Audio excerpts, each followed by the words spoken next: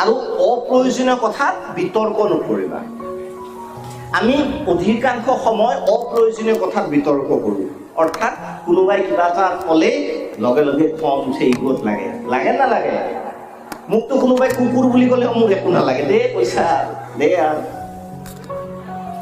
ইউটিউবত কেতিয়া কমেণ্ট দিয়ে এতিয়াও আছে মই ডিলিট নকৰোঁ তোমালোকক দিলে একদম ফেপেৰি পাতি ধৰিলা হয় হা মোক কোনে কৈছ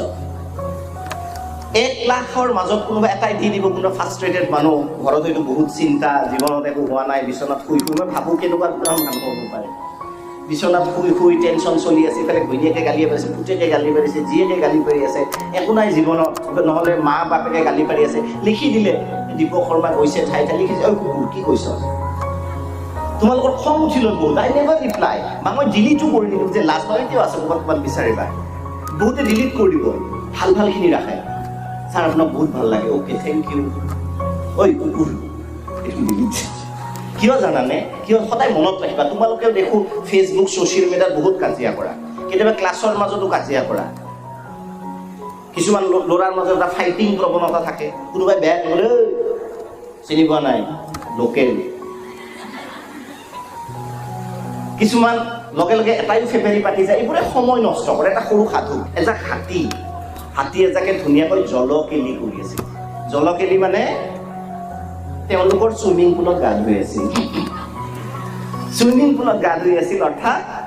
পুখুৰী এটা ধুনীয়াকৈ গা ধুই আছিল গোটেইকেইটা হাতীয়ে গা পা ধুই ধুনীয়াকৈ ওলাই অহাৰ পিছত কি হ'ল এটা লেতেৰা গাহৰি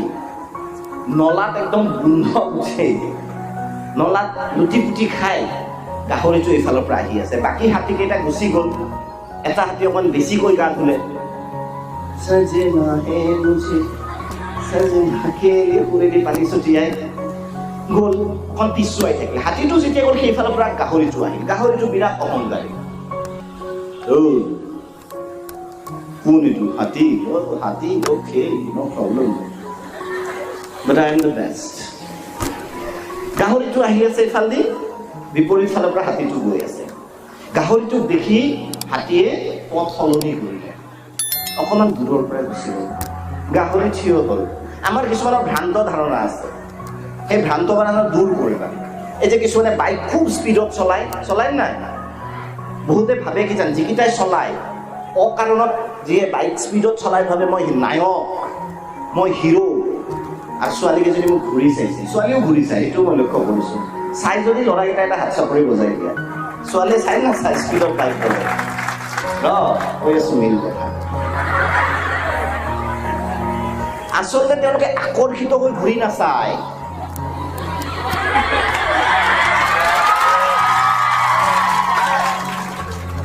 তেওঁলোকে সমবেদনা জ্ঞাপন কৰে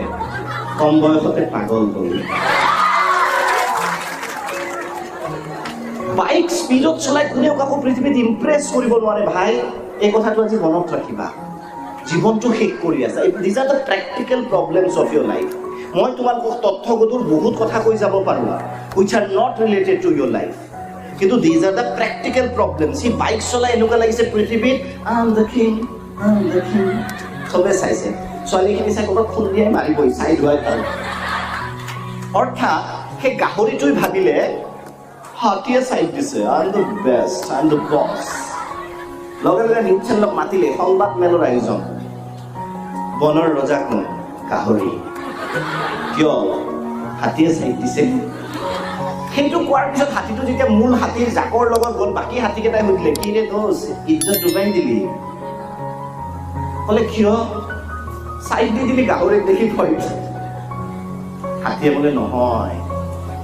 নলাৰ পাইছে ইমান বেয়া গোন্ধ সেই গোন্ধ দেখি মই চাইড হৈ গৈছোঁ অৰ্থাৎ কোনোবাই যদি ফেপেৰি পাতিও আহে ৰিপ্লাই নকৰিবা তেওঁ আত্মসন্তুষ্টিত থাকিব মোৰ কথাৰ ৰিপ্লাই দিব পৰা নাই ভাবিবা গোন্ধাইছে আঁতৰি আহিছোঁ So never argue on the silly things, not in the social media itself. জীৱনতো নকৰিবাই social media তো কেতিয়াও argue নকৰিবা কথাটো বুজি পালা কাৰোবাৰ পৰা আঁতৰি অহাৰ অৰ্থ নহয় যে আমি আত্মসমৰ্পণ কৰিছোঁ অৰ্থ এনেকুৱাও হয় আমি গোন্ধ পাইছোঁ চাইড হৈ আহিছোঁ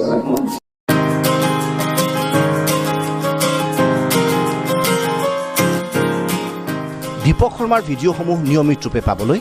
দীপক মোটিভেটৰ চেনেলটো ছাবস্ক্ৰাইব কৰিব আৰু বেল আইকন প্ৰেছ কৰিবলৈ নাপাহৰিব।